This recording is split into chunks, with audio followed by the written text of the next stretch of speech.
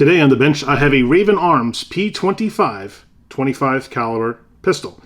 This has come in for a cleaning only, and my initial inspection shows that there's at least one problem with it, and that's the slide spring does not return the slide all the way to its closed position, which means that the gun is what they call out of battery, meaning that the slide is not all the way forward. The magazine then would not properly feed around and it wouldn't properly fire. So that's that issue. The other issue is when I look at the overall condition and the grips, try to get you in focus here, there is either a buildup of some stuff here on the grip, or the finish has been wearing off the grip and that's what's left behind. Can't quite tell that yet.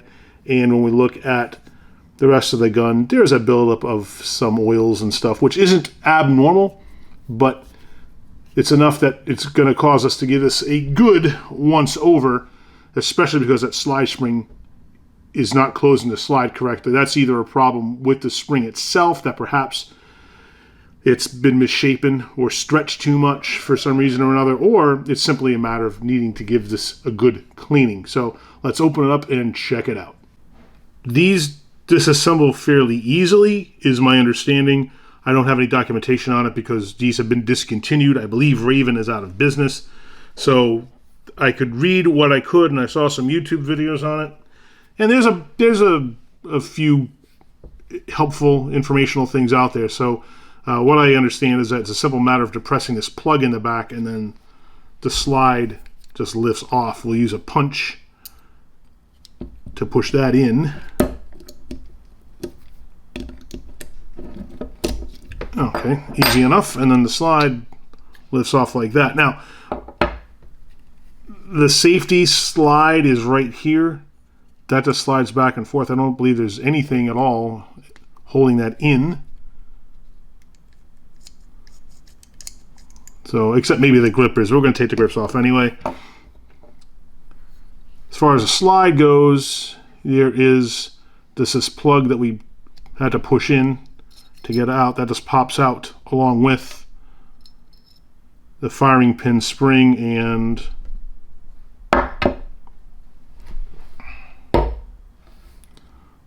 the firing pin. So just make a note of how everything comes apart so we can put it back together again easily enough. And the short side of the pin goes in first, followed by the spring and then the plug. Here's your disassembled slide. And now for the frame of the gun, the recoil spring just sets in this channel here. There is no guide rod, and this should just pull out, is my understanding.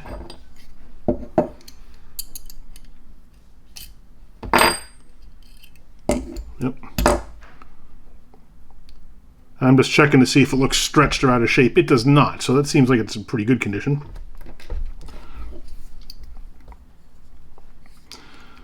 Next, we will take the grips off. I cover the tip of my screwdriver with some painter's tape so I don't scratch the finish on the screws or the finish on the gun.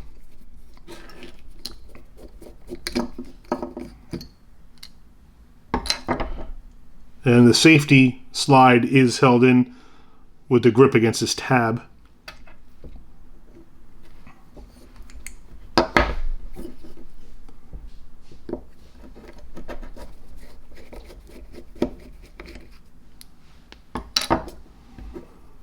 And the only other mechanism here is,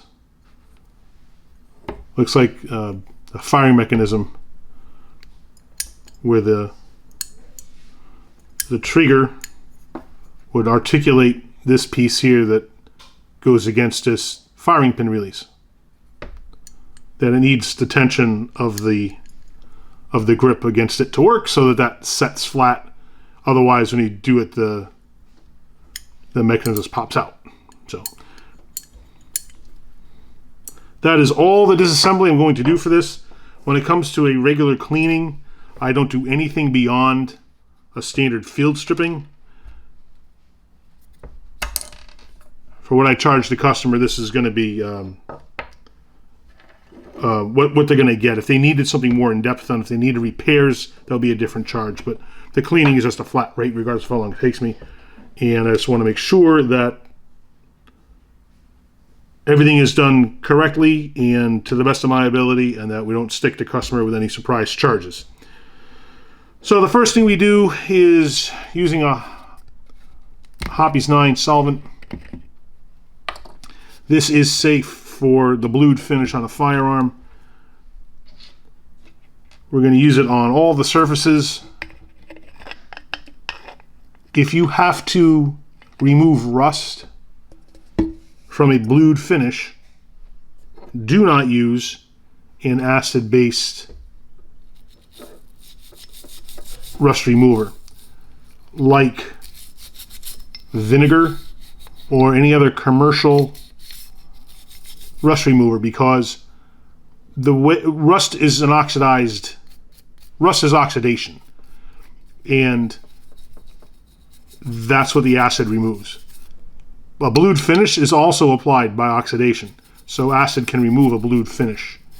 So FYI, if you're going to be working on any rust removal when it comes to a blued finish handgun.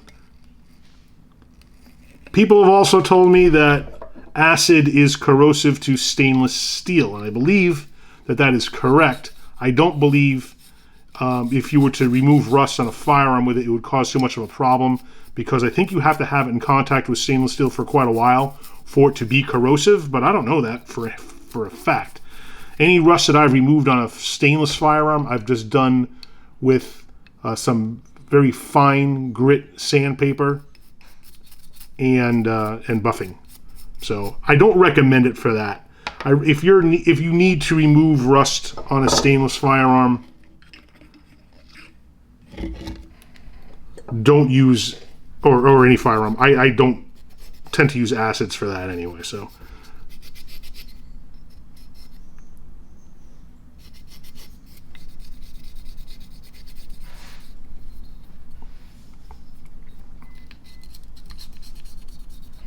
And as we look at the condition of the Q-tips, it is very dirty inside here. I doubt that this gun has ever been cleaned. I don't know the history of it. I don't know if the owner has got this from a relative or something, and maybe he just sort of came upon it that way.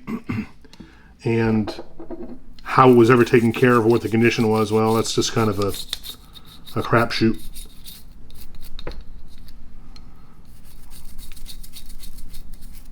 But it's not uncommon to find a buildup of oils and dirt, especially in the older guns.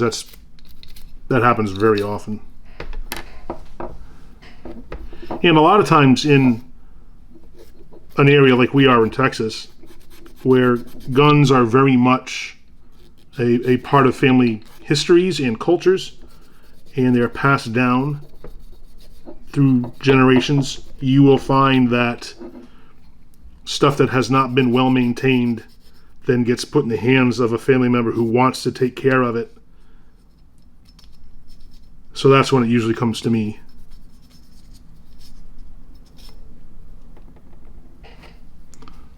Even inside the firing pin channel has been pretty dirty.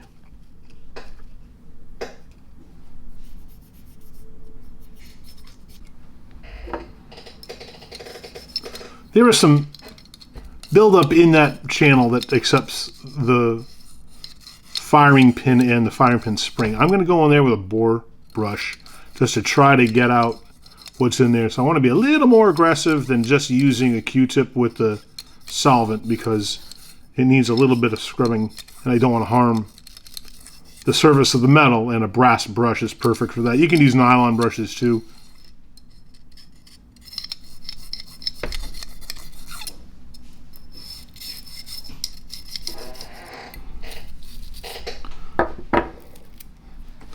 I have a larger gauge nylon bore brush. I'm going to use this for inside of the slide. It's a perfect size to get in there because there's buildup of old oil everywhere in here.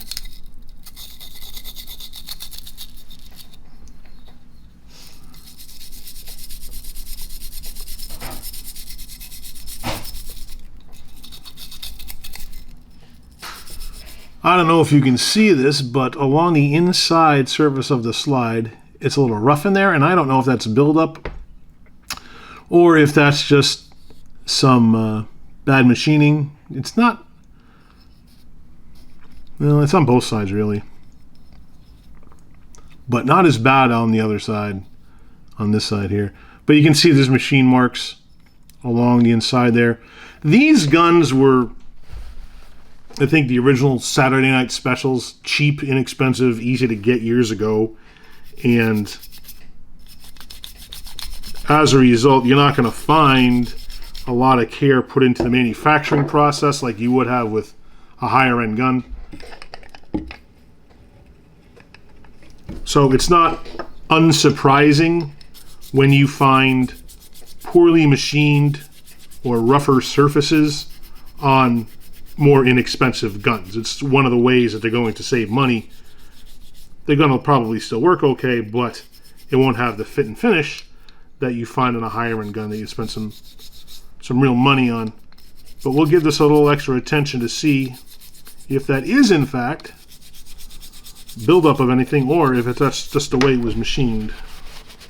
So one of the best tools I own, this is called a spudger, S-P-U-D-G-E-R. Has a point on one end, flat blade on the other. This is terrific for gun work because you can safely scrape sensitive surfaces or get into really small areas and crevices with the pointer to get dirt out of even the tiniest spots where it might hide. So we're going to use this to scrape along that surface and see if we can remove anything. So add a little more.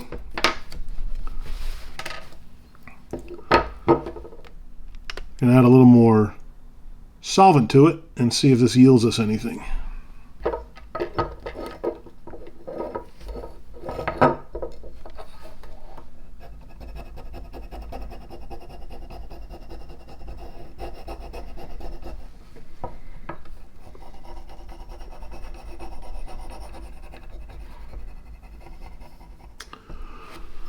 As I look at it, and you can see a better view there, I do think that that's a buildup all along here.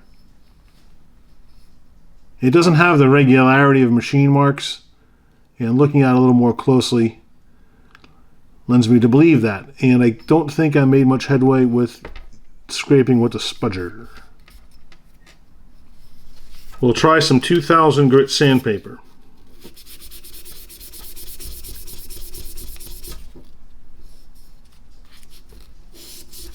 That does feel a lot smoother. I do not see the stuff on it that I did before. It looks about the same, but it's much smoother now. So the surface is way better than it was. You can also try some quadruple zero steel wool. It also will shine it up a little bit. It's a great way to finish off that kind of work. And that's much smoother. Although it's still discolored, but it may have been too when they did the bluing on this originally, because that's an inside surface and you're never going to see it. They really may not have cared that much. And I don't know how they applied the bluing. If they did like a hot bluing or a cold bluing, if they submerged this whole thing or not, I don't know. And it may be that after they did that, then maybe they worked the surface a little bit, but that's much smoother. That is the way it should be. There's always hidden dirt somewhere, and going over surfaces again and again and again is going to ensure you get it all. So when you're cleaning your guns, don't leave any surface or contour untouched, because everything in the gun gets dirty. And even if you've gone over it once or twice, it pays to go over it a few more times. I mean, there's still dirt coming out of that. This could be multi-generational dirt. I don't know how many years it's been in there. I want to try to get the face here where the firing, I don't know if you can see it, where the firing pin comes out.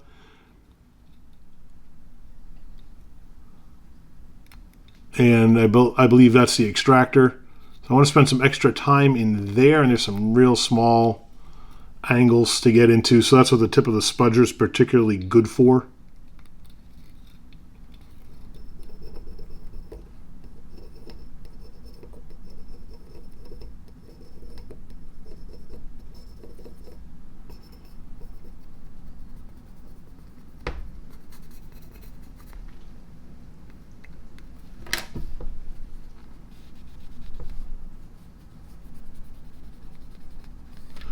I think the slide is done.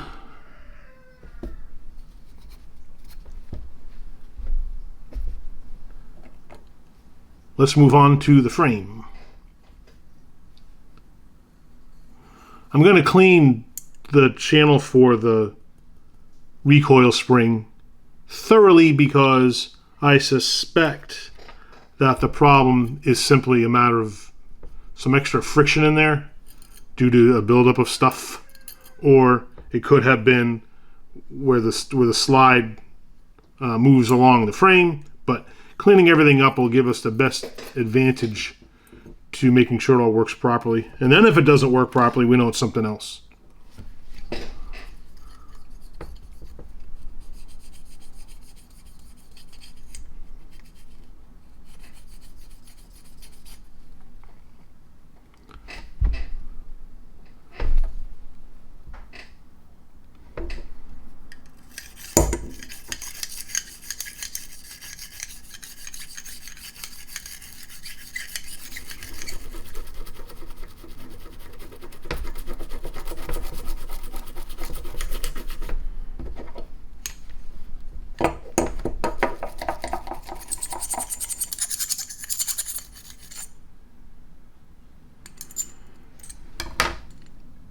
When it comes to cleaning magazines, it might be tempting to put some oil in there. I don't recommend that because the rounds of ammunition go on the follower here and then go all the way down and reside up against the surfaces that might have oil on them, and you don't want to put a bullet that has oil on it into the barrel of a gun. So I don't lubricate magazines. I just make sure they function okay, and this one seems fine.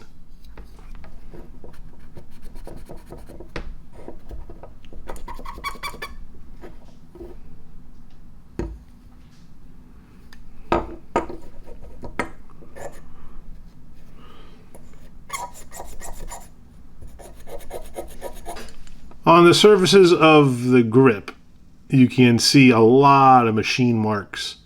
This was not finished to a real careful degree. You can also see some pitting, and it looks like that's from the factory. That does not look like it's anything that was formed from rust or corrosion. So just note that when you're looking at surfaces, it's not always a buildup of dirt or contaminants that you feel. Sometimes it's simply the machining process that the gun went through at the factory. When it comes to cleaning things that have signs of wear on them, like the grip panels do, I don't go too far in cleaning them because what I don't want to do is change any of the character or the patina that this has developed over time. A lot of times that stuff is very meaningful to a firearms owner, especially if it's been in the family for a while. So I get the dirt off of it, and then you can see there is a difference in sheen. This area here is kind of a matte finish. It looks like there was some lacquer or varnish on here that has worn off in spots, and that's what these spots here that I showed you earlier are. I just get a better look at it now that I've cleaned it. So that's going to stay that way. I mean, if you want it refinished, you could tell me, but he just wanted a cleaning on it. So that would be more of like a restoration type thing to refinish wood. That takes a long time too. So just get a thorough cleaning. But I just want to show you where to stop when you clean stuff if you want to retain the patina and the character that it has.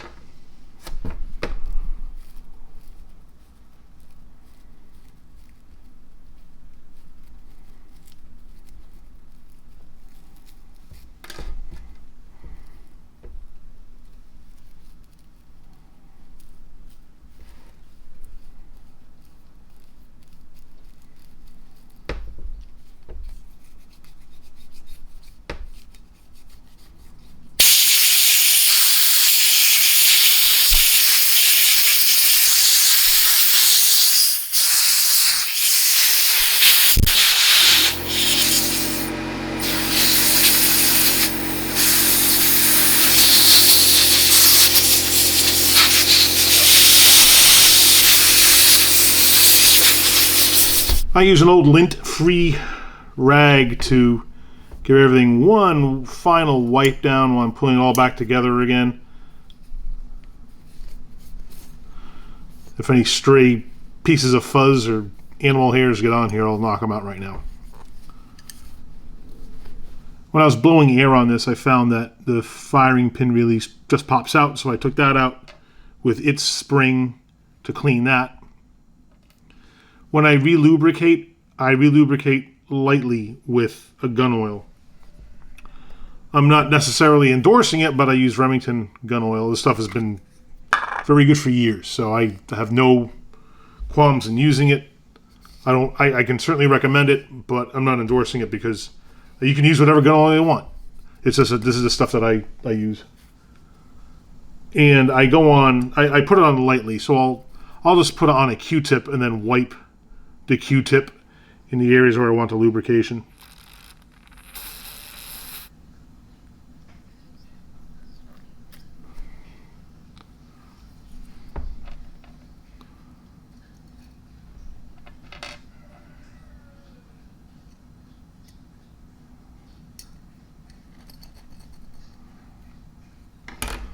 Something I forgot to do when I was first reassembling it is the firing pin mechanism here that's actuated by the trigger.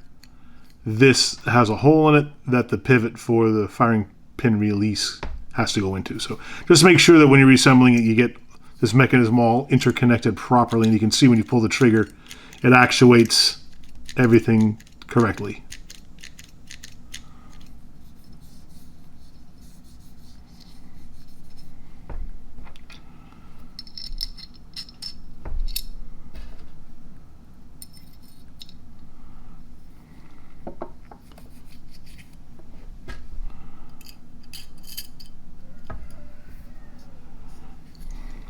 This gun doesn't have slide rails like a lot of other guns do.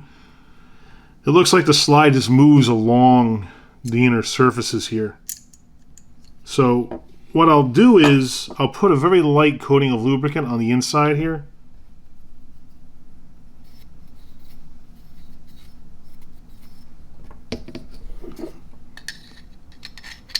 And let's hope this all goes back together in a way that will allow the recoil spring to work properly.